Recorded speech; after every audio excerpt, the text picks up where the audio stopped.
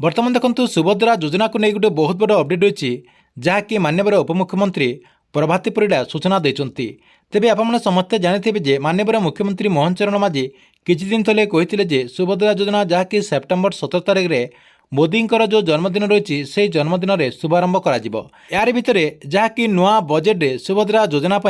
राज्य सरकार बजेट घोषणा कर सारी तेज समस्त मनरे जहाँकि उत्कंठा भरी रही जे केवेठार से माने आवेदन करें एवं सुभद्रा योजना टंका केवे से मिल एने बहुत बड़ा गोटे अपडेट रही जहाँकि उपमुख्यमंत्री प्रभाती परिड़ा सूचना देते तेबे प्रभाती परिड़ा एने कौन अपडेट देते यही वीडियो माध्यम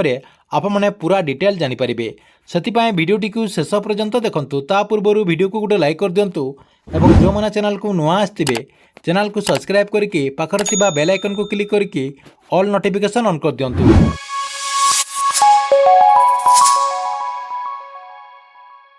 आपण मैंने समस्ते जानते जे सबुआड़े सुभद्रा योजना को नहीं आलोचना करा जाउची ता सहित बजेट जेहेतु सुभद्रा योजना को नहीं माननीय मुख्यमंत्री मोहन चरण माझी बजेट घोषणा कर देचंती एबे से सुभद्रा योजना को नहीं बहुत बड़ गोटे उत्कंठा भरी रही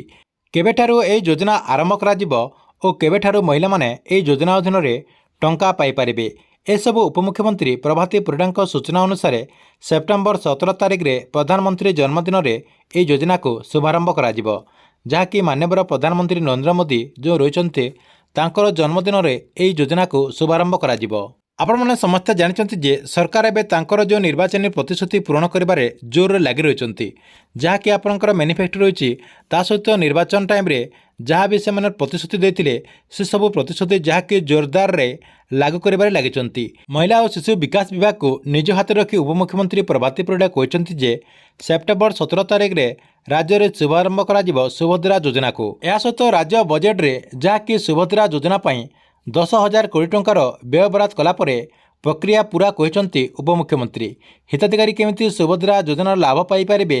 केमिति महिला माने एथिरे सामिल हो पारे केमिति आवेदन करें एने विस्तृत भाव सूचना देते उपमुख्यमंत्री प्रभाती परिड़ा कहते जे सेप्टेम्बर 17 तारिख में सुभद्रा योजनार शुभारंभ करा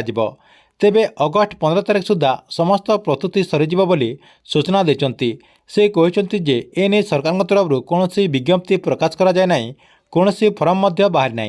एसपी प्रस्तुति चली जहाँकि एसपी प्रस्तुति जहाँकि अगस्ट 15 सुधा समस्त कार्य सरीज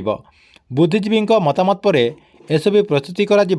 सुभद्रा योजना के नहीं उठुवा गुजब विश्वास करंतु नाही जहाँकि एबे आप समस्ते जानिथिबे सुभद्रा योजना को नहीं बहुत आड़े बहुत कथा आलोचना करा जाउची ता सहित किछि गुजब मध्य प्रचार करा जाउची सेतिपई माननीय उपमुख्यमंत्री कहते जे सुभद्रा योजना को नहीं जहाँ भी गुजब आपणकर एरिया रे वायरल करा जाउची से सब गुजब को आपण विश्वास करंतु नाही जहाँकि आवेदन प्रक्रिया को बहुत सरल करा बोली या सहित महिला मानकर मतामत को नियाजिबो बोली उपमुख्यमंत्री कहते या सहित कहते जे एही योजना अधीन केमिति अधिकरू अधिक महिला माने लाभ पाई परिबे सेतिपई राज्य सरकार योजना करुचंते बोली उपमुख्यमंत्री प्रभाती परिड़ा सूचना देचंती